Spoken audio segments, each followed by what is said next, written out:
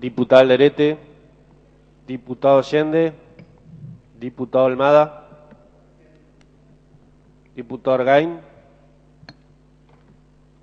diputado Artusi,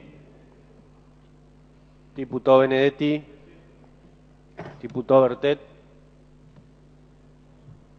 diputado Vescos, diputado Bettendorf, diputado Bolsán, diputado Gusti, Presente. diputado Cardoso, diputada D'Angelo,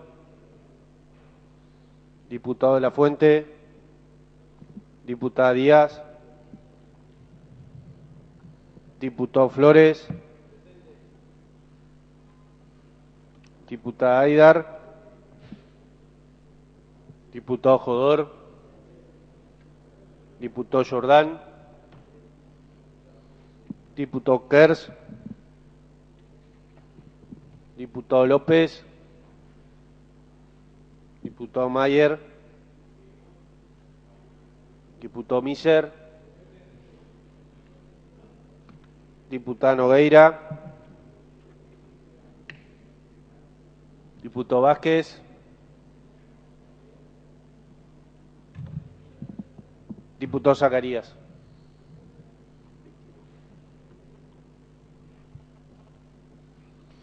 Se encuentran presentes, señor presidente, 22 señores diputados. Con la presencia de 22 señores diputados, queda abierta la 20ª sesión ordinaria del 131 periodo legislativo. Corresponde el turno de izar la bandera nacional. Diputado Flores. No para justificar la ausencia de la diputada Nogueira, por problemas de índole familiar no puede estar presente. Así será. Invito al señor diputado Juan Domingo Zacarías a realizar el izamiento de la bandera nacional.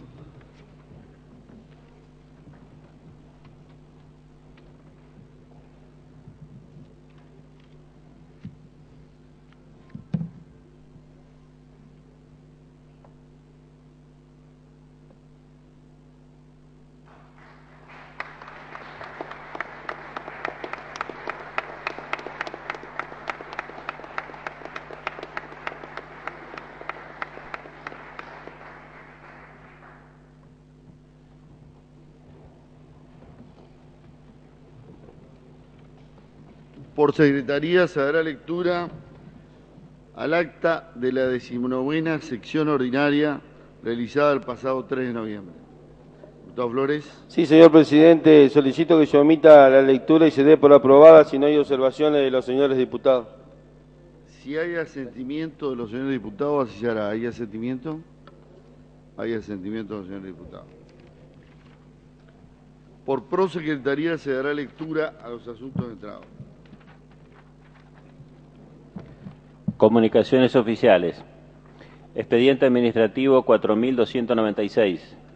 A sus antecedentes, expediente número 1749. Punto número 2. Expediente administrativo 4771. A sus antecedentes, expediente número 17888. Puntos desde el número 3 al 11 incluido. En secretaría, a disposición de los señores diputados. Puntos 12, 13 y 14. Quedan enterados los señores diputados. Punto número 15. Al archivo. Puntos 16 a 19 inclusive. A la Comisión de Asuntos Municipales. Diputado López. Gracias, señor presidente. Para solicitar por secretaría se me remita copia de las comunicaciones oficiales punto número 1, 3 y 9. Así será. Diputado Artusi. Gracias, señor presidente. Para solicitar que por secretaría se me remita copia del expediente 4771, identificado con el número 2 de las comunicaciones oficiales. Diputado Benedetti. Gracias, señor presidente, para solicitar copia de los puntos 1 y 10 de comunicaciones oficiales. Diputado Cardoso. Señor presidente, para solicitar copia de los puntos 3, 5 y 8 de las comunicaciones oficiales. Diputado Jodor. Presidente, para solicitar de comunicaciones oficiales el punto número 6 y el 11. Diputado Mayer. Señor Presidente, para solicitar copia por Secretaría de los puntos identificados con el número 9 y 10. Diputado Miser. Gracias, señor Presidente. Para solicitarle se me remitan copia de los puntos 9 y 10 de las comunicaciones oficiales. Diputado Bolsán. Para solicitar copia del punto número 9. Diputada Díaz. Señor Presidente, para solicitar copia del punto número 3, el número 4, el 9 y el 10.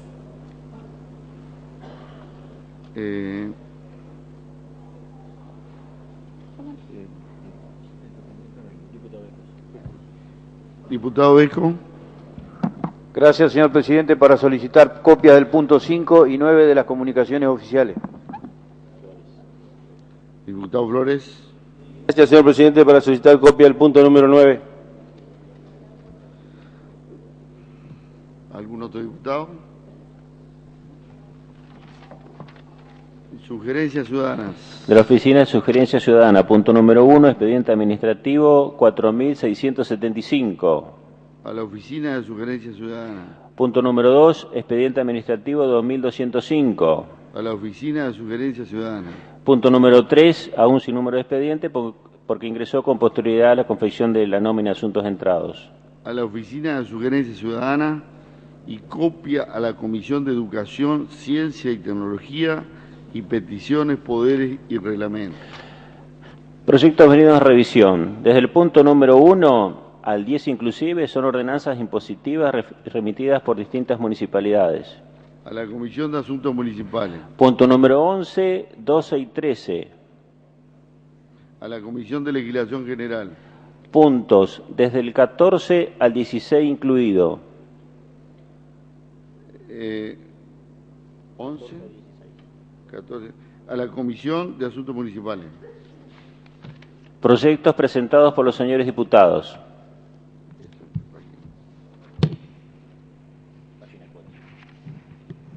Diputado Flores. Señor Presidente, para solicitar que queden reservados los siguientes proyectos.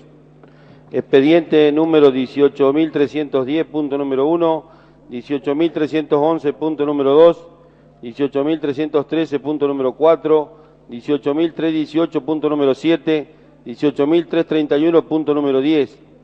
Que el pedido de informe, expediente número 18.330, punto número 9, que cuenta con la firma reglamentaria, sea comunicado. Que los pedidos de informe expediente 18.314, punto número 5 y expediente 18.315, punto número 6 sean puestos a votación y el resto de los proyectos que sean remitidos a las comisiones indicadas en la nómina de asuntos entrados. Si hay asentimiento de la propuesta del diputado Flores, ¿hay asentimiento de los señores diputados? Hay asentimiento. Votación de pedidos de informe, expediente número 18.314. Por no...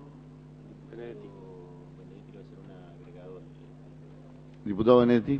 Gracias, señor Presidente. Si se me permite, le haría un agregado al artículo primero e incluiría en el pedido de informes a la empresa Soluciones Ambientales y, por lo tanto, el artículo quedaría redactado de la siguiente manera. Primero, a través de la repartición competente, informe si las empresas, en lugar de si la empresa, denominadas, y ahí va el agregado Soluciones Ambientales y Quimiguay SRL. ¿Puede ser? Perdón, si se me está tomando... Estamos buscando el... perdón. Bueno, disculpe. No, es en el que sigue. Sí, que te pase el papel. No, claro, porque usted me está hablando del 18.314. ¿No estaba en consideración ese? Perdón, disculpe. No, este no es. Bueno. Este referido es el diputado Zacarías y Jorge Mayer. No tenía nada que ver, por eso no le encontraba relación a lo que usted me decía. Bueno. Perdón, lo planteo en la siguiente. Por no contar con el número de firmas que exige la Constitución, se va a votar. Para su aprobación se requiere el voto de 3 señores diputados. Los que estén por la afirmativa, sírvanse a manifestarlo. Aprobado. Se harán las comunicaciones correspondientes. Ahora sí. Ahora viene el 18.315. Diputado Benedetti. Sí, el agregado sería, entonces, si las empresas, artículo primero quedaría redactado así, a través de la repartición competente, informe si las empresas denominadas Soluciones Ambientales, que es el agregado, Quimiguay y Quimiguay SRL, y después quedaría igual, ubicadas a la vera de la ruta provincial número 16, dentro del ejido de la Junta de Gobierno de Carbó, departamento de Gualeguaychú, y a partir de ahí agregaría, y a la vera de ruta 11, departamento de Gualeguay, poseen en la actualidad autorización y después quedaría igual. Muy bien.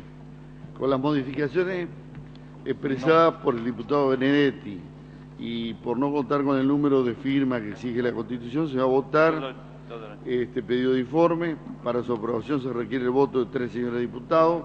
Los que estén por la afirmativa, si no, hacen manifestarlo. Aprobado. Se harán las comunicaciones correspondientes. Proyectos ingresados fuera de lista de acuerdo al acordado en la reunión de labor parlamentaria. Dictamen de comisión en el expediente 18.267. Tiene ingreso y se reserva en secretaría. Dictamen de comisión en el expediente número 17.875. Tiene ingreso y se reserva en secretaría. Proyecto de ley, expediente 18.333. Tiene ingreso y se gira a comisión. Proyecto de ley, expediente número 18.335, tiene ingreso y queda reservado en secretaría. Pedido de informes, identificado como expediente 18.336, por contar con las firmas reglamentarias, se hacen las comunicaciones correspondientes. Pedido de informes, expediente 18.337, que también cuenta con las firmas reglamentarias, se harán las comunicaciones correspondientes. Y por último, sin número de expediente, un proyecto de resolución declarando de interés legislativo los actos conmemorativos del bicentenario de la ciudad de Federación. Tiene ingreso y queda reservado en secretaría.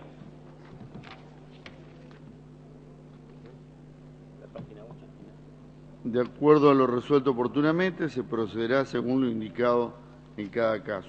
Corresponde el turno de los homenajes. Solicito del diputado Esco, ¿se puede venir a la presidencia?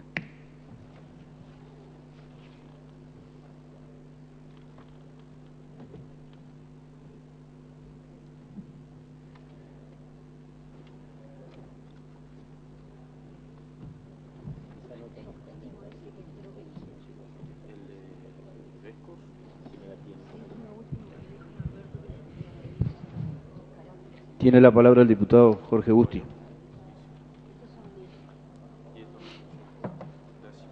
Señor presidente, señores diputados, hace 38 años, el 17 de noviembre de 1972, estábamos todos los militantes del país juntos para buscar al general Perón en Ezeiza.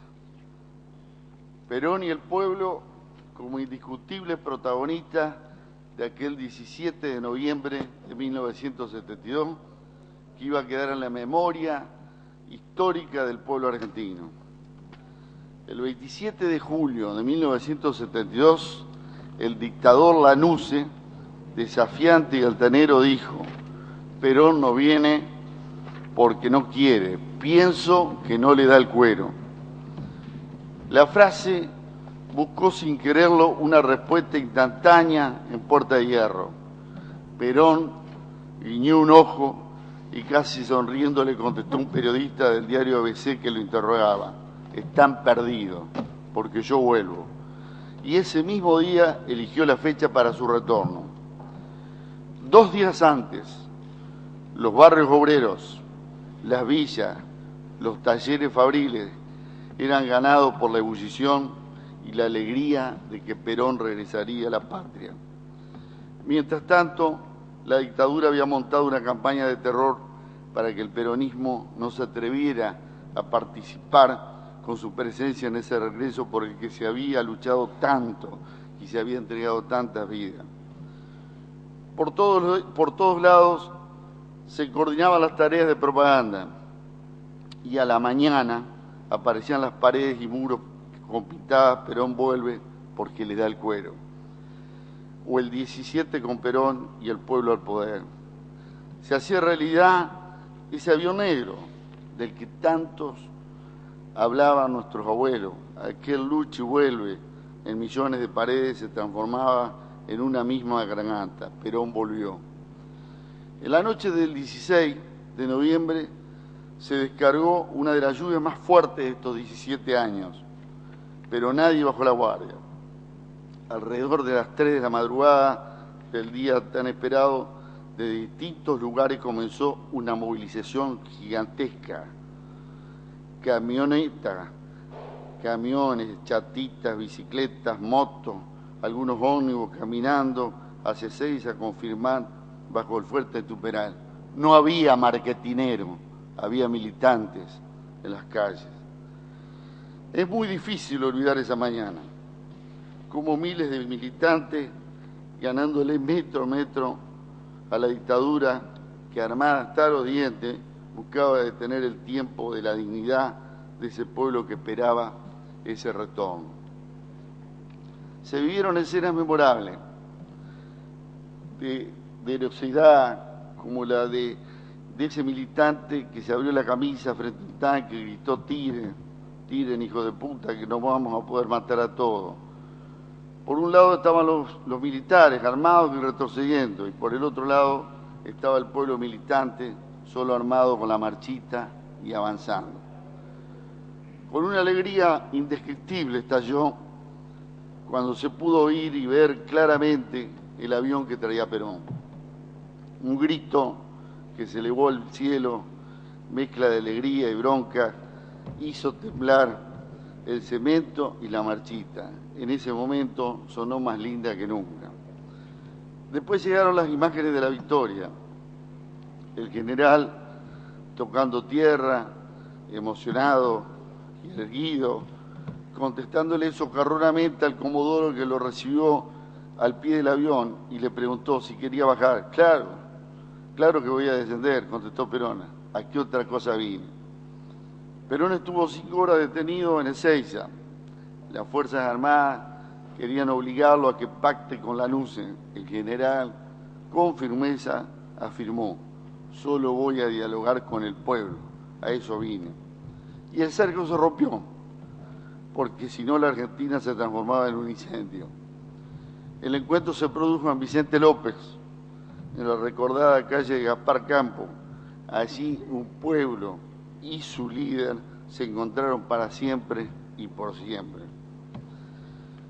Quiero finalizar esta historia diciendo: con su pueblo, por su pueblo, y sobre todo gracias al pueblo que lo esperó, defendió y dio su vida, el general supo juntarse con él en el proceso que le requería la historia.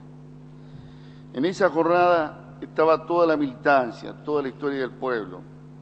Estaban las cabecitas negras, como lo había marcado la oligarquía, los descamisados, hijos del corazón de Vita, los hombres de pelo blanco que habían esperado el avión negro de Perón, los que hicieron la resistencia, pintando muros y a puro molotov, soñadores que habían mantenido la mística peronista en los momentos más duros de la fusiladora. Estaban los compañeros del general Valle y en la memoria de los presentes los fusilados de León Suárez, aquellos que clandestinamente se reunían en el sindicato, en los barrios, en las casas, con las luces apagadas, porque solo decir Perón ya era un subversivo, iba preso. Estaban los obreros, con sus rostros curtidos por la dura faena de ser explotados y de ser perseguidos. Las mujeres, compañeras de sus compañeros tan sufrientes y heroicas como ellos. Y estaban los compañeros de la juventud peronista, que quizás no habían vivido la época de Perón y Evita, pero estaban siempre dispuestos a sufrir la muerte para darle vida a la luz. Estábamos todos en marcha y era la memoria colectiva. Caminábamos con la seguridad de un pueblo que busca su destino de grandeza y al que ninguna dictadura pudo quebrar.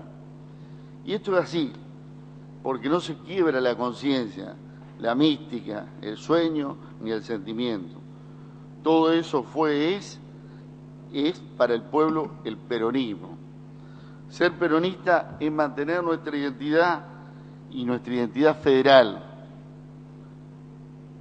que no surge de ningún marketing ni de ningún ejercicio de la publicidad. Un compromiso de vida con lo que más sufren, una filosofía de vida personal, un método de analizar problemas desde lo nacional, es encontrar soluciones concretas en cada mandato heroico de la vida e histórico. Ser peronista es una causa que no tiene fin y también una carga. No es hacer política con profesionales o punteros pagos. El peronismo se milita. Quizás algunos postmodernos es una palabra fuera de moda, pero que nosotros siempre la vamos a reivindicar.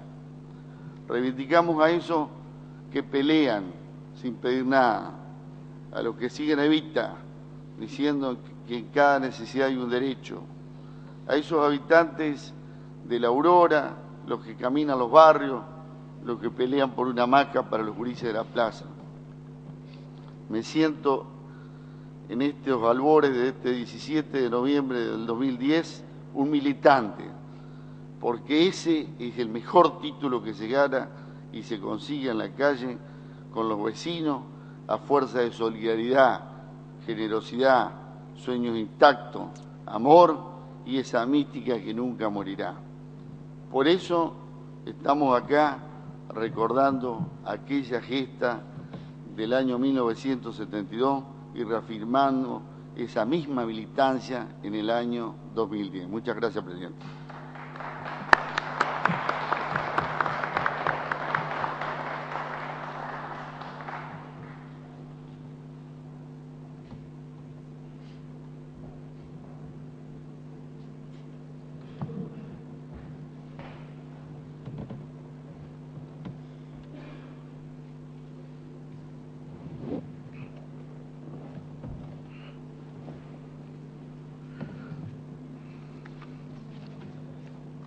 ¿Algún otro diputado?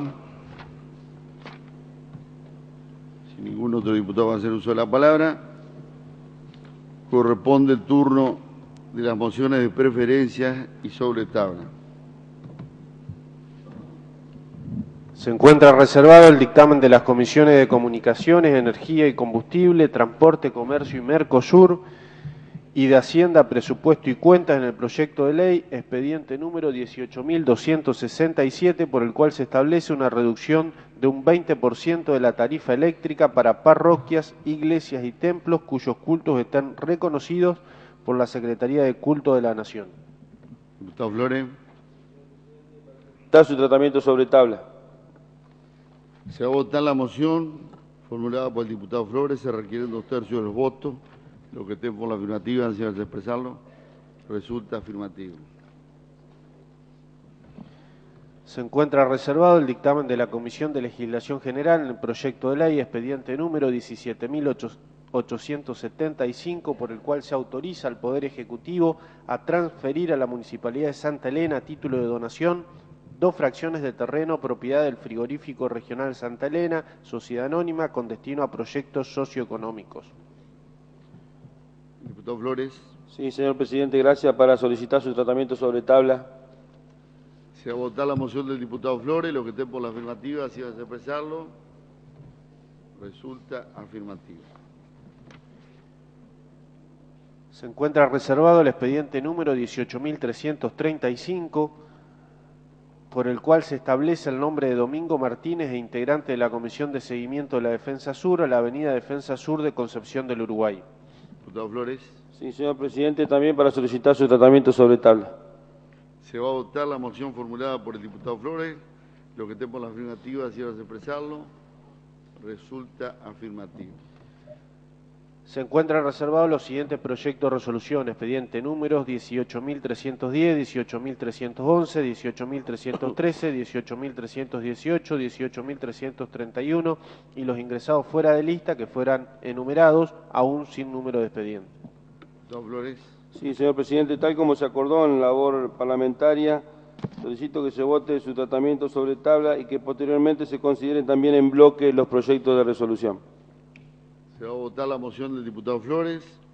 Los que estén por la afirmativa decidan expresarlo. Resulta afirmativo. Corresponde considerar los proyectos para los que se votó tratamiento sobre tabla.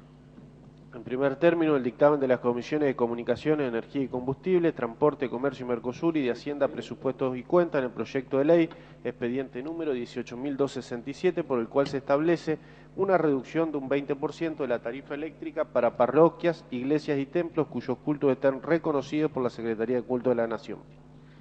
Diputado Beco. Gracias, señor presidente.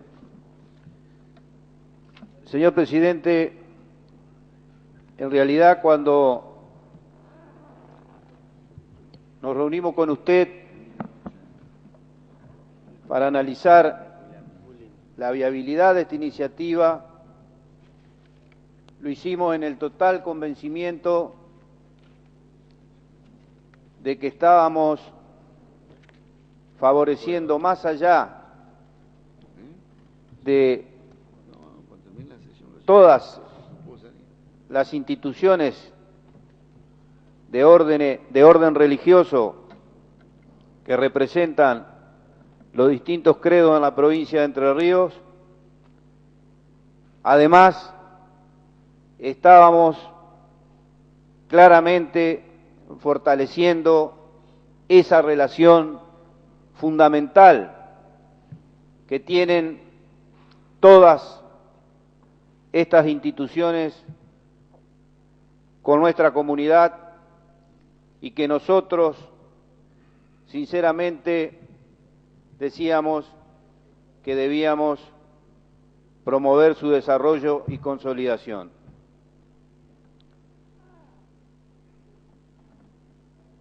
Es necesario aclarar que la relación de nuestras iglesias con la sociedad no es contingente, sino necesaria a su propia naturaleza y misión. En función de ello, nuestras iglesias, que representan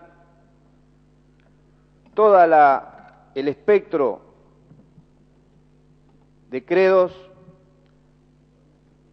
no pueden sustraerse a la propia existencialidad del hombre y sus necesidades.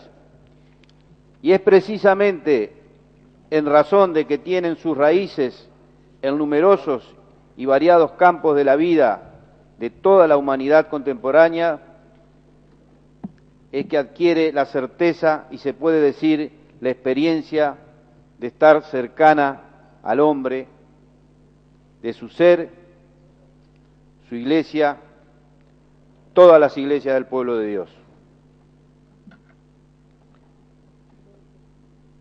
El punto de mira de la misión de la iglesia es fundamentalmente la persona humana, pero no podemos estar ajenos a la realidad de muchos hombres hoy día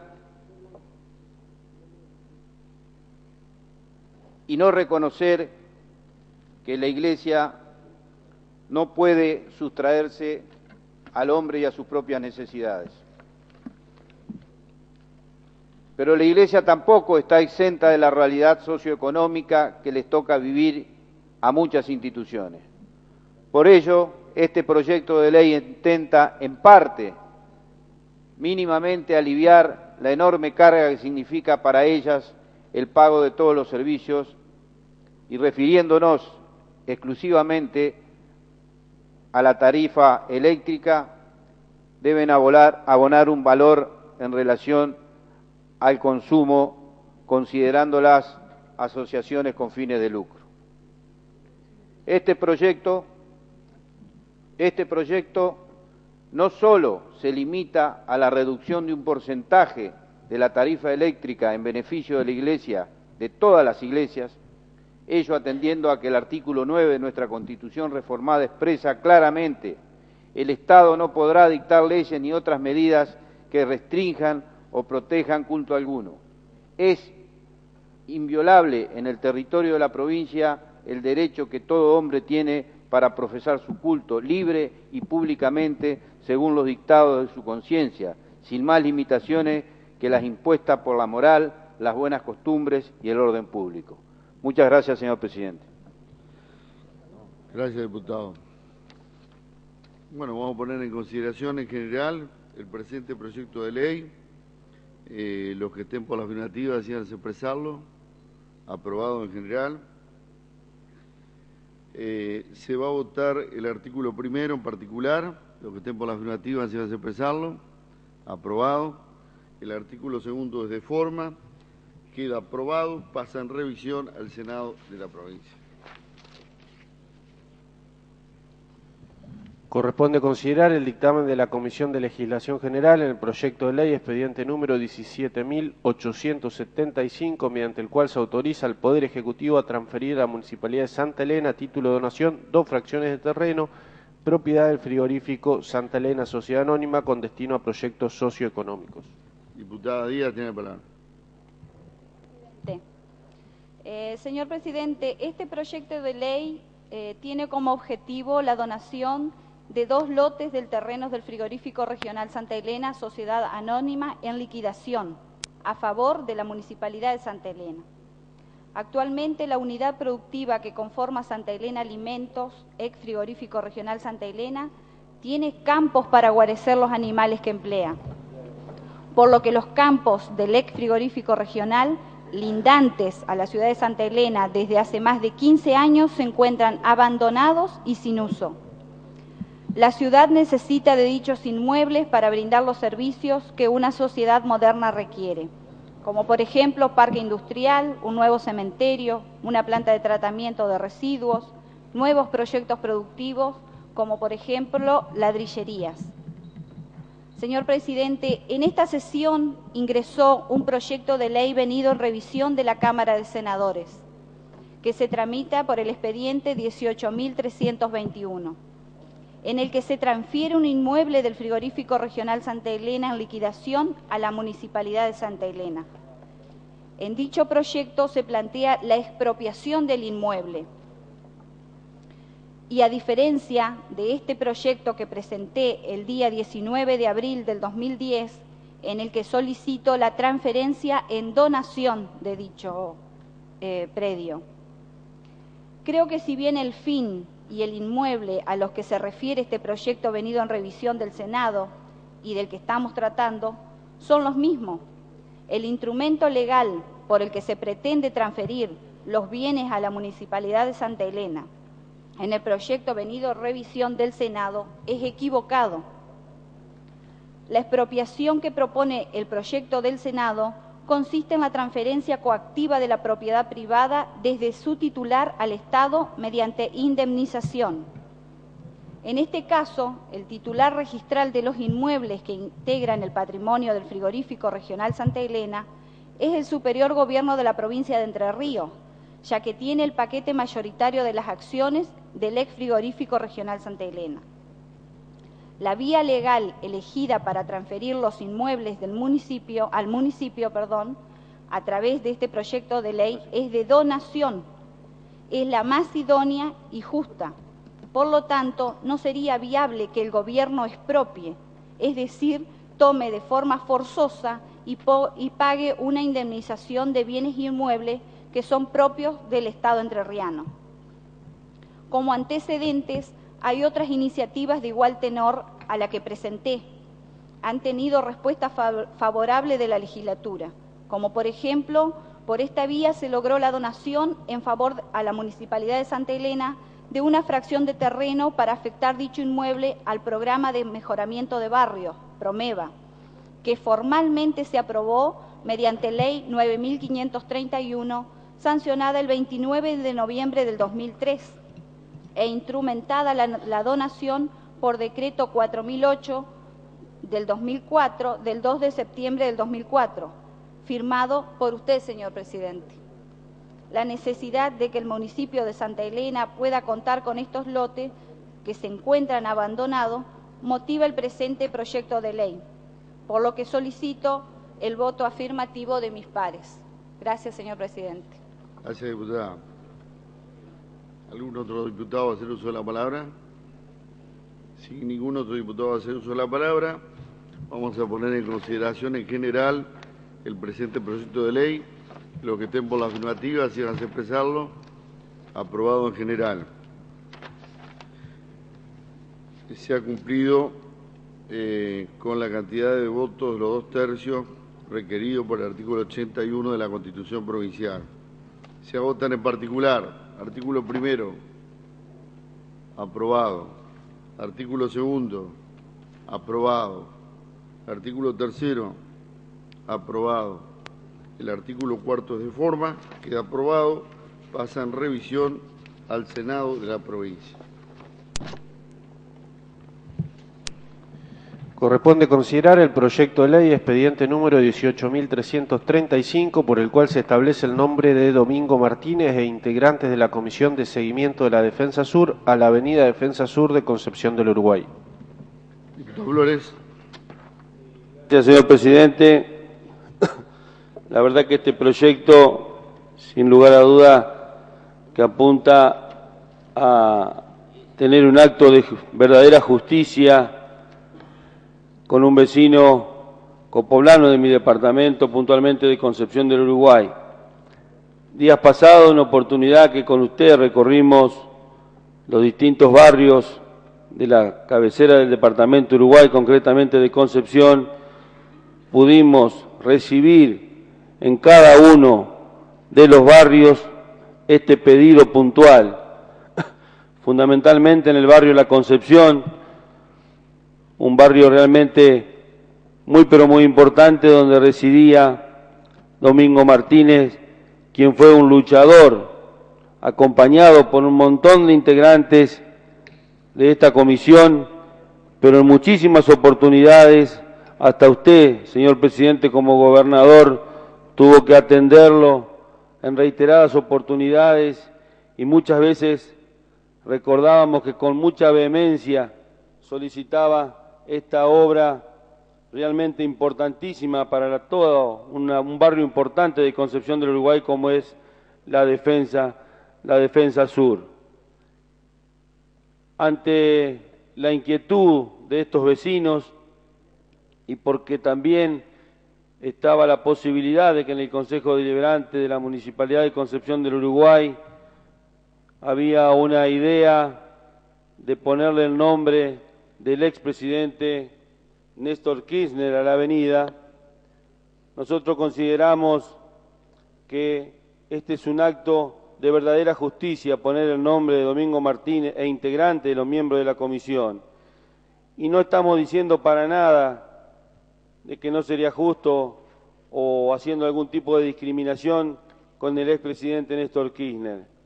Si quieren poner una placa al expresidente Néstor Kirchner, que le pongan en reconocimiento por haberla inaugurado, en reconocimiento por haber descontado de la coparticipación del gobierno provincial, porque fue lo único que hizo en su gobierno, fue descontar cada una de las cuotas del crédito gestionado por usted cuando era gobernador para que esta obra se lleve adelante. Ahora digo, en función de hacer un verdadero reconocimiento, no tengo ninguna duda que tanto Domingo Martínez como algunos funcionarios de su gobierno y también muchos vecinos que quedaron en anonimato, me parece que es mucho más destacado y merecido poner el nombre a esta avenida de la Defensa Sur. Por lo que solicito a mis pares que me acompañen en este proyecto que realmente, insisto, es de estricta justicia para un convecino, un verdadero luchador. Muchas gracias. Gracias, diputado. Diputado Ortuzzi. Adelanto el acompañamiento, el voto favorable de nuestro bloque a este proyecto de ley, que como bien decía el diputado Flores, es un acto de estricta justicia. Tuve la suerte, el privilegio de conocerlo a Mingo Martínez, como lo conocíamos en nuestra ciudad, en Concepción del Uruguay. Tuve también la suerte y el privilegio de poder dialogar con él muchísimas veces a propósito de esta obra, que era una especie de obsesión para él y por la que luchó tanto. Y tuvimos junto a otros dirigentes de diversas instituciones en algún momento breve la oportunidad de participar en esa comisión de seguimiento que tuvo en realidad distintos nombres, pero que siempre tuvo algo que permanecía, que era la presencia de Mingo Martínez. Por eso, al fundamentar nuestro acompañamiento a este proyecto de ley, me permito, señor presidente, hacer alguna breve reflexión sobre esta obra, la Defensa Sur de Concepción del Uruguay, para tratar de que el ejemplo de participación ciudadana y de movilización popular que encarnó Mingo Martínez y algunos vecinos de Concepción del Uruguay, fundamentalmente de barrios que sufrían las consecuencias de las inundaciones, como el barrio La Concepción o el barrio La Quilmes, o el barrio Cantera 25, también en la zona norte, pueda servir en el futuro para algunas otras cuestiones. A poco de recuperada la democracia en el año 1983, la necesidad de dar una solución estructural al impacto que causaba en la planta urbana las recurrentes inundaciones en nuestra ciudad hizo que desde la gestión municipal, provincial y nacional se pusiera en marcha un proceso de planificación tendiente a concebir una obra de ingeniería que evitara que las aguas en oportunidad de cada creciente invadieran las viviendas de tantos conciudadanos que sufrían tanto este problema. Fue así que se generó un proceso de cooperación con una empresa nacional que lamentablemente ya no tenemos y que era una empresa que brindaba un aporte muy importante en este sentido, como es Agua y Energía de la Nación, y a través de la gerencia de Paraná Medio se elaboró un proyecto muy completo, que era un proyecto integral para dar una solución al problema de las inundaciones en Concepción del Uruguay. Yo me permito recordar, señor presidente, porque seguramente el mejor homenaje a Mingo Martínez será este, porque los nombres de las cosas importan y valen y deben tener el nombre justo, y no hay otro más adecuado que el de Mingo Martínez para todo lo que tenga que ver con la defensa. Pero digo, quizá el mejor homenaje será terminar estas obras. Me permito recordar por ello que el proyecto original preveía no solo una defensa sur, sino también una defensa norte. Lo hemos reclamado a través de algún proyecto de resolución para brindar también una solución estructural a la zona norte, a un barrio populoso como es la Cantera 25. Pero la propia defensa sur, que hoy es una realidad, una obra de ingeniería que brinda un servicio tan importante, también me permito recordar que en aquel proyecto original que había elaborado Agua y Energía incluía algunas cuestiones porque era un proyecto multipropósito. Incluía una planta de tratamiento de efluentes cloacales que luego se quitó del proyecto. Y luego se generó, porque lamentablemente hubo gestiones municipales que no continuaron esta iniciativa, que no le dieron la importancia y la prioridad que debía tener, continuó el reclamo de los vecinos y continuó allí fundamentalmente el aporte de Mingo. Y en otra gestión se convocó a la participación ciudadana y se conformó lo que se dio en denominar el PRURAI, el Programa de Renovación Urbana y de Recuperación de Áreas Inundables. Y se convocó a profesionales de la Flaxo para trabajar. Y allí Mingo supo liderar a los vecinos para transmitir sus demandas. Luego pasaron varias gestiones, señor presidente, cada una tuvo sus méritos. No tiene sentido que nadie se la adjudique como una reivindicación propia, porque fundamentalmente se pudo hacer realidad porque hubo un reclamo permanente, constante a lo largo del tiempo. Me consta que a veces en las reuniones de la comisión de seguimiento en las que nos tocó participar en algún momento, la participación menguaba, parecía que la obra se tornaba imposible, a veces a altas horas de la noche había que embarcarse en discusiones interminables y siempre, sean muchos o pocos, allí estaba Mingo llevando la voz de los vecinos. Recuerdo también las discusiones que a veces teníamos en esa comisión de seguimiento y cómo Mingo, como producto de su experiencia y de su saber popular, muchas veces corregía a algún profesional que a pesar de su formación académica no tenía el aprendizaje que con los años había logrado Mingo Martínez, que se había transformado en un verdadero especialista en este tema.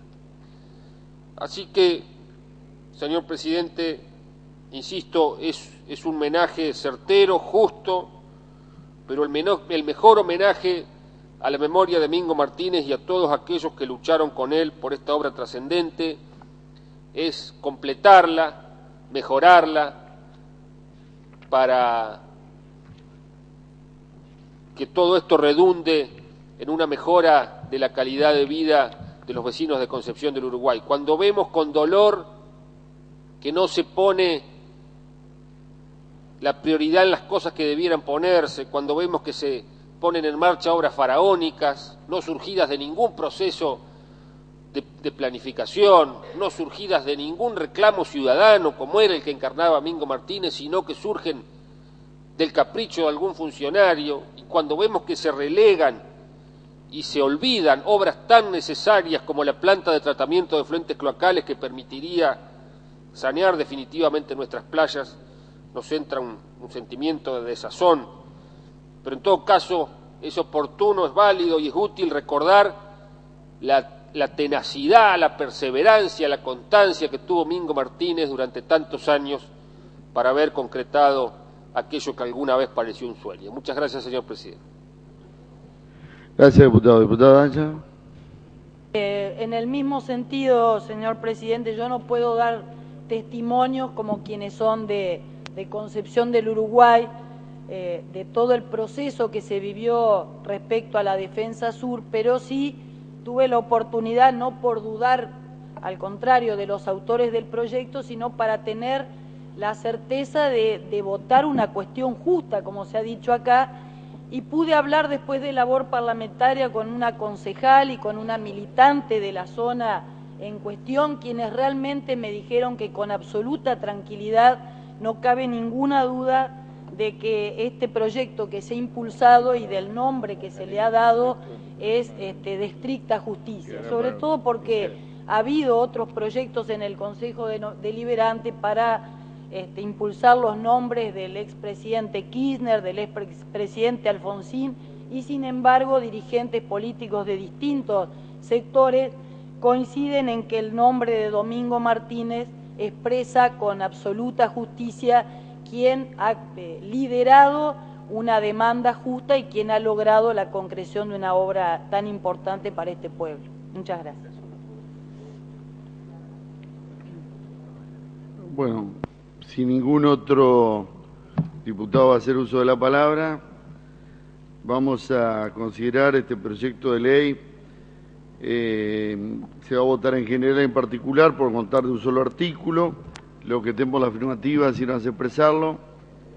Sí, diputado Zacarías. Simplemente como sugerencia, elevarlo al Consejo Deliberante de la ciudad de Concepción del Uruguay. ¿Lo dice el proyecto ya? Disculpen, porque sería importante que el Consejo Deliberante de la ciudad de Concepción del Uruguay tome recaudo de esta... Sí, lo dice. Muy bien. Está bien. Disculpe, señor presidente. No, está bien la sugerencia.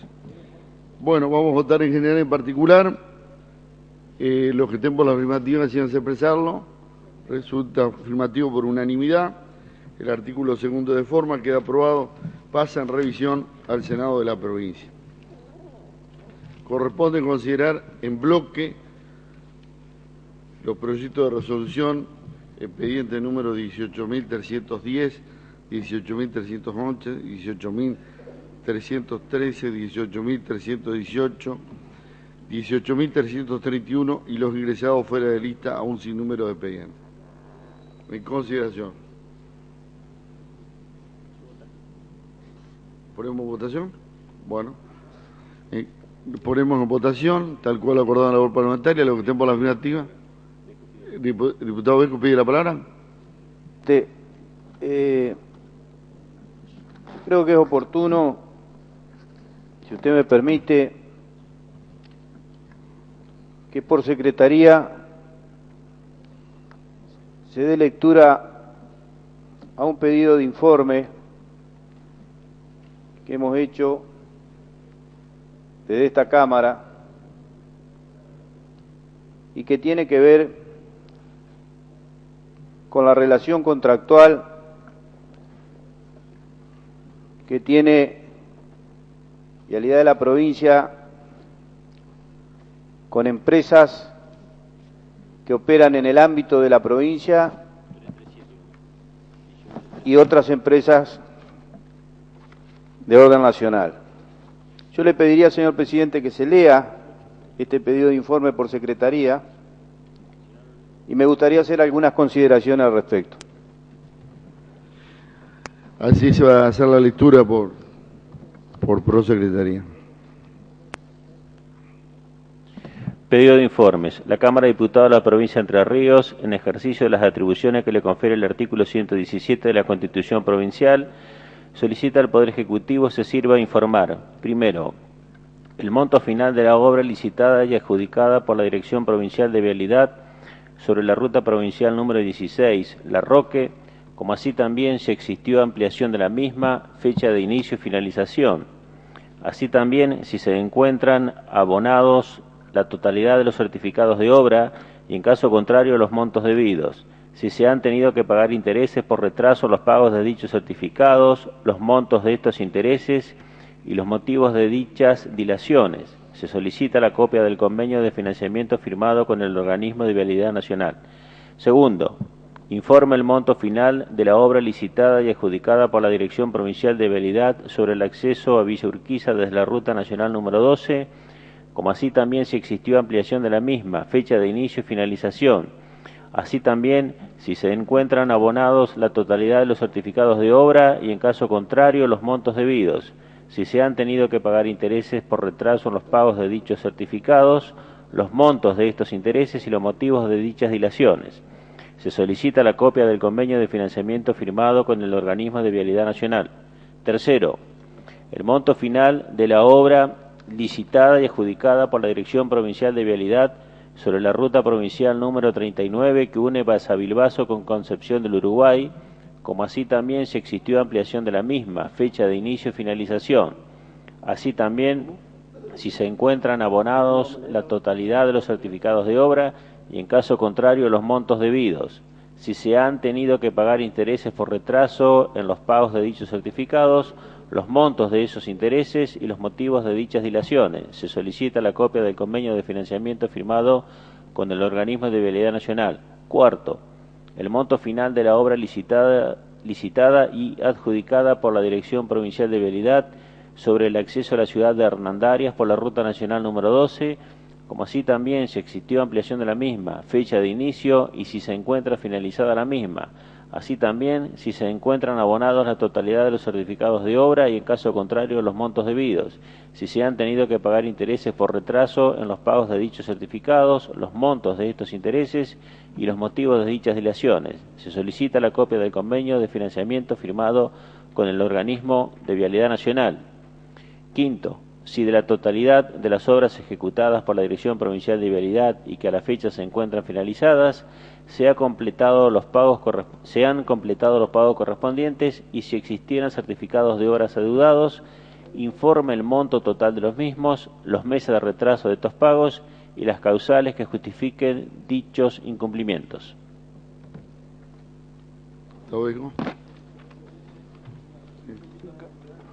Sí. Diputado Bejo, ¿usted continúa el uso de la palabra? Sí, me pidió un... En todo caso, después, que si termine él y después... Sí, señor presidente, en realidad hay dos pedidos de informe referidos a este tema que hoy de alguna manera nos preocupa, y nos preocupa porque en realidad en el punto 9 de las comunicaciones oficiales, el expediente 4793 del Ministerio de Economía, Hacienda y Finanzas nos remite a esta Cámara para que tomemos conocimiento el decreto 4254 de fecha 5 de noviembre del 2010 por el que se modifica el presupuesto general del ejercicio 2010, ley 9.948, mediante la ampliación por la suma de 13.922.460 pesos correspondiente al reclamo de intereses por mora en el pago de certificados realizado por diversas empresas constructoras ante la Dirección Provincial de Vialidad. Esto significa, señor presidente, que estos pedidos de informe tienen un sentido claro y cierto y están referidos a una realidad que nosotros, desde esta Cámara, tenemos que no solamente considerar y preocuparnos, sino, desde nuestra responsabilidad, ocuparnos. Y si usted me permite, señor presidente, rápidamente voy a leer los considerandos de este decreto 4.254 que fuera remitido a esta Cámara. Dice, visto los reclamos de intereses por mora en el pago de certificados realizados por diversas empresas constructoras ante la Dirección Provincial de Vialidad y considerando que los referidos intereses corresponden a certificados de obras que se realizan en distintas localidades de la provincia por las empresas contratistas Luis de Martín, Sociedad Anónima, de Martín Ponce Constructora, UTE, Pitón, Dos Arroyos, UTE, Losi, Edeca, UTE, Luis Losi, Sociedad Anónima y Pietro Boni, Luce, Losi, UTE, las cuales son financiadas por la Dirección Nacional de Vialidad, según convenios firmados oportunamente. En el párrafo segundo, el decreto dice que para el caso de los referidos reclamos resulta aplicable los lineamientos del artículo 57 de la Ley de Obras Públicas 6.351/79, decreto reglamentario número 958/79 de la Secretaría de Obras y Servicios Públicos y el decreto 7.846 del 2004. Que además el artículo 63 de los pliegos de condiciones dispone que en el caso de incumplimiento en el pago de certificado la Administración incurrirá automáticamente en mora una vez vencidos los plazos establecidos para el pago sin perjuicio de los demás derechos estipulados en la documentación contractual. Será de aplicación el decreto número 7.846 del 2004 del Ministerio de Economía y Hacienda que establece como interés moratorio la tasa de interés activa por el Banco de la Nación Argentina. Que la Contaduría General de la provincia, al tomar intervención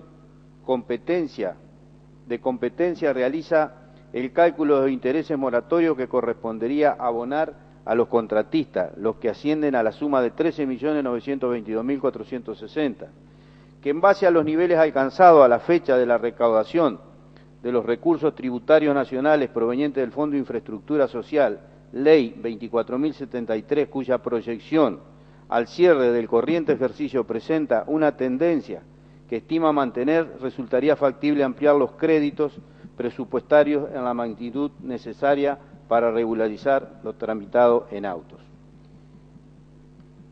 Por lo tanto, el gobernador de la provincia decreta, artículo primero, modifíquese el presupuesto general del ejercicio 2010, ley 9.948, mediante la ampliación por la suma de pesos 13.922.460 pesos, conforme se discrimina en planillas analíticas de recursos de gastos y proyectos de inversión, obras y actividades que adjunta forman parte integrante del presente decreto. Señor presidente, bueno, y acá menciona nuevamente las empresas. En realidad, señor presidente, presumiblemente tenemos que decir que estas obras financiadas por Vialidad de la Nación, según convenios firmados oportunamente, de los cuales desconocemos el tenor de dichos convenios, y sinceramente tengo muchísimas dudas que esto haya sido analizado por la Contaduría de la provincia, porque en realidad, si bien es cierto lo que dice el párrafo segundo de este decreto, que para el caso de los referidos reclamos resulta aplicable los lineamientos del artículo 67 de la Ley de Obras Públicas, la Ley de Obras Públicas no dice que el Estado provincial deliberadamente tenga que incurrir en mora para pagar intereses que rondan el 1,55 al 2% mensual, lo que significaría un 24% anual. Y si yo hago referencia al monto del cual habla el decreto, que son los 13.922.460 pesos, con estos intereses estaríamos hablando de entre un 18 y un 24%, estamos hablando de un volumen de obra por casi 90 millones de pesos, lo que significa que, y vuelvo a repetir, no conocemos los convenios, la provincia estaría pagando en el término de un año algo así como 14 millones de pesos de intereses, que nosotros consideramos obviamente innecesario. Cabe aclarar, señor presidente, que cuando aprobamos el presupuesto 2010 en esta Cámara, pusimos como hecho relevante que si los ingresos por coparticipación aumentaban en el ámbito de la provincia y engrosaban las arcas públicas, artículo 21, digo, de ese proyecto de presupuesto, fueran afectados pura y exclusivamente a la recomposición salarial de nuestros agentes activos y pasivos, que obviamente se veían tremendamente deteriorados por el efecto de una inflación negada permanentemente por el gobierno nacional, pero reconocida en las góndolas de los supermercados por la sociedad en su conjunto, en este caso por la sociedad entrerriana. Pero quiero avanzar aún más, señor presidente, y leer el párrafo quinto de este decreto, que dice que en base a los niveles alcanzados a la fecha en la recaudación de los recursos tributarios nacionales provenientes del Fondo de Infraestructura Social, Ley 24.073, cuya proyección al cierre del ejercicio presenta una tendencia que se estima mantener, cuya proyección al cierre del ejercicio, estamos hablando del 31 de diciembre, ¿no es cierto?, presenta una tendencia que se estima mantener, es decir, que es improbable, es contingente, es decir, puede ser o no puede ser. En función de eso es que estaríamos ampliando un presupuesto, cosa que tampoco corresponde, porque no podemos ampliar el presupuesto en función de lo que suponemos que puede llegar a ser. Es por eso, señor presidente, que tiene fundamento este pedido de informe. Es por eso, señor presidente, que este pedido de informe claramente expresa una situación de absoluta gravedad en lo administrativo y que, según tengo entendido, cada obra realizada en la provincia tiene un convenio en particular, es decir, no hay un convenio, existen distintos convenios. Y según tengo entendido, la provincia tiene que ejecutar bajo la órbita de la provincia y de la responsabilidad de la provincia, contratando y estableciendo relaciones contractuales, pagando, ejecutando y ejerciendo la dirección de obra correspondiente para estas obras y consecuentemente la Nación remitiría los fondos a la provincia para que sean pagadas, lo que implica que de antemano se presupone que va a haber una mora, que tampoco está claramente expresada en los pliegos de condiciones a partir de los cuales se establece esta relación contractual, y seguramente alguno habrá pensado, bueno, si el volumen de obra es de 100 millones y la provincia, o de 150 millones, o de 90 millones, y la Nación nos remite esos fondos, nada le hace a la provincia pagar 13 o 14 millones por año. En realidad sí hace, porque son los dineros públicos. Y para terminar, señor presidente, yo quiero leer el artículo 44 de la Constitución, de la nueva Constitución de la provincia de Entre Ríos. Dice claramente: las atribuciones de los funcionarios y empleados de la provincia, municipales y comunas están limitadas por la Ley Suprema de la Nación, por esta Constitución y por las leyes que en su virtud dicte la legislatura.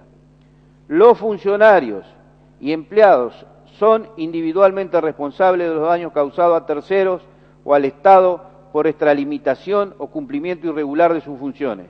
La provincia no es responsable de los actos de los funcionarios y empleados practiquen fuera de sus atribuciones, salvo los casos que la ley determine. En este caso, señor presidente, la ley no determina este tipo de irregularidades. Por lo tanto, creo que es muy claro el artículo 44 y, consecuentemente, nosotros vamos a tener que hacer un seguimiento y espero que estos pedidos de informe sean contestados como corresponde y sea aclarado consecuentemente esta situación que para nosotros es sumamente irregular. Muchas gracias, señor presidente.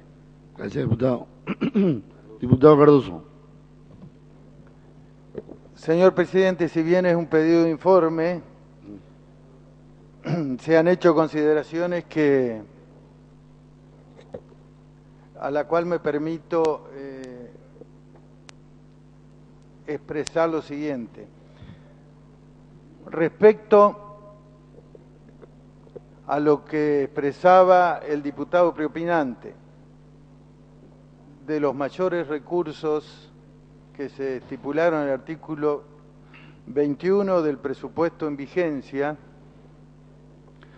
lo que cabe aclarar que lo que no expresó ese artículo, tal cual lo expresáramos cuando se debatió el presupuesto, que se haga referencia a los mayores ingresos respecto a lo ingresado en el año anterior, o sea, en el año 2009.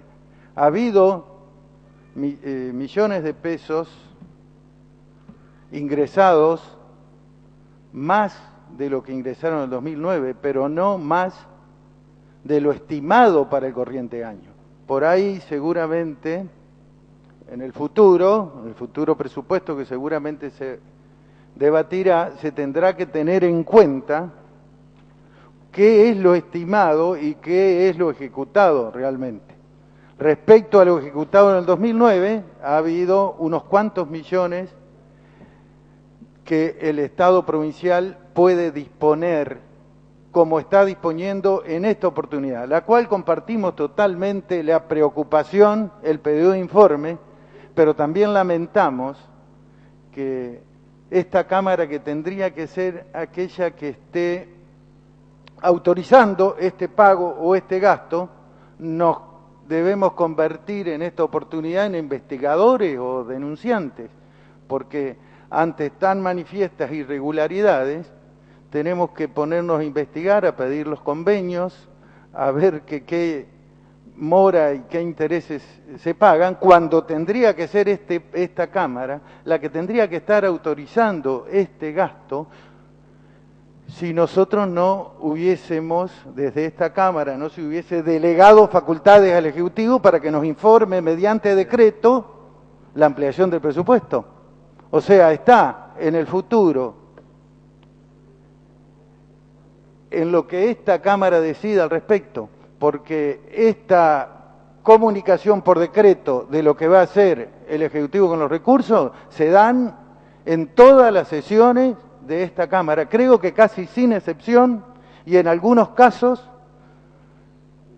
más de un decreto, 3, 4, 5 por cada sesión, donde nos informan a esta Cámara qué es lo que se va a hacer con los recursos que ingresan al Estado. Lo lógico, si no hubiésemos delegado, no se hubiesen delegado facultades en el presupuesto, sería que este tipo de ampliaciones, más otras que figuran en todos los extractines de los asuntos entrados de cada sesión, tendrían que venir a esta Cámara para que se autorice el gasto. En este caso es más preocupante por las supuestas irregularidades que podían estar ocurriendo. Bueno, esto nomás quería hacer esta valoración y esta consideración como aporte. Gracias, diputado. Diputado Flores. Señor presidente, bueno, en el mismo sentido de lo que había solicitado en su oportunidad el diputado Vesco, solicito si se puede dar lectura al pedido de informe elevado a la Fiscalía de Estado. La Cámara de Diputados de la Provincia de Entre Ríos, en ejercicio de las atribuciones que le confiere el artículo 117 de la Constitución Provincial, solicita al Poder Ejecutivo se sirva a informar. Punto número 1. Detalle completo indicando carátula y juzgado o tribunal donde está radicado de todos los juicios en los que la Fiscalía de Estado ha producido transacciones judiciales a partir del 11 de diciembre del 2007. Punto número 2. Indique el decreto o norma jurídica emanada del Poder Ejecutivo por la cual se autorizó a la Fiscalía de Estado a transar en dichos juicios. Punto número 3. Detalle completo de todos los arreglos extrajudiciales a los que arribó la Fiscalía de Estado a partir del 11 de diciembre de 2007, indicándose el monto a pagarse en cada uno de los acuerdos, incluyéndose honorario de los abogados, forma de pago y beneficio que trajo cada convenio a los intereses del Estado provincial. Punto número 4. Indique el decreto o norma jurídica emanada del Poder Ejecutivo por la cual se autorizó a la Fiscalía de Estado a concretar dichos arreglos extrajudiciales. Punto número 5. Si los arreglos extrajudiciales, convenios de pago o transacciones judiciales contaban con afectación de partidas presupuestarias previstas para su cancelación y con la autorización del órgano competente para fijar las pautas presupuestarias. Punto número 6. Si el fiscal de Estado, doctor Julio Rodríguez Signes, tiene en forma exclusiva o en sociedad un estudio jurídico de su propiedad en el que se tramitan juicios contenciosos administrativos o de daños y perjuicios contra la provincia de Entre Ríos. Punto número 7. Si el fiscal de Estado en el transcurso del 2007, previo a asumir su función como fiscal de Estado, era apoderado de personas que reclamaban en contra de la posición del Estado provincial. En caso afirmativo, si asumido el cargo de fiscal de Estado por parte del doctor Rodríguez Signes, abogados vinculados a su estudio jurídico continuaron la representación procesal en contra de la posición del Estado y si el doctor Rodríguez Signes se excusó de llevar adelante la representación del Estado. Punto número 8. Si el señor fiscal de Estado tiene a su cargo personal permanente, político, transitorio o contratado que a la vez preste servicio en su estudio jurídico particular, y firman diputados del bloque del Peronismo Federal. Diputado Flores. Sí, señor presidente, no, simplemente para hacer algunas consideraciones respecto de este pedido de informe. La Ley Orgánica de Fiscalía de Estado exige a su titular que para arribar a transacciones judiciales o acuerdos extrajudiciales debe gestionar la autorización al Poder Ejecutivo, así lo exige el artículo 4 de la Ley 7.296.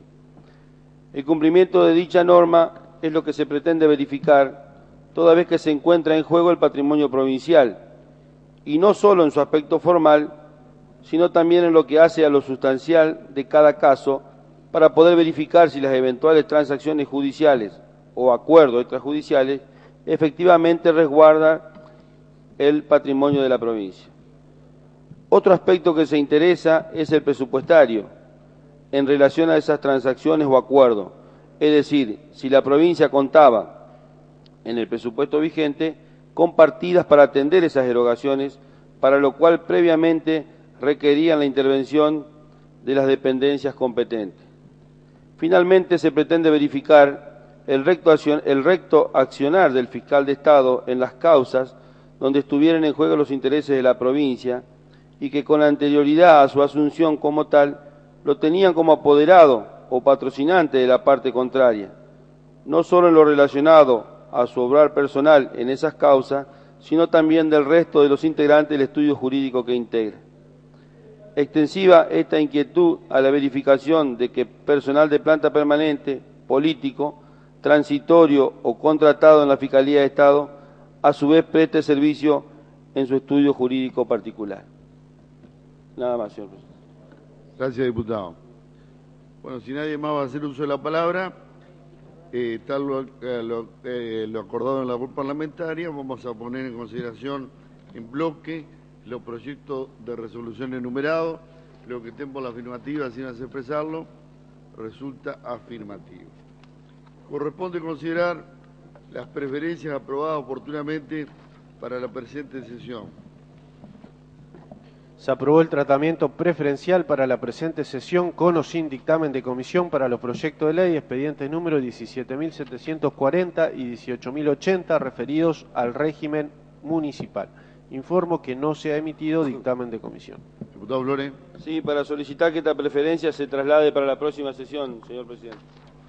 Se va a votar la moción formulada por el diputado Flores. Se requiere simple mayoría. Los que estén por la afirmativa, sin expresarlo, resulta afirmativo. No habiendo más asuntos que tratar, queda levantada la sesión.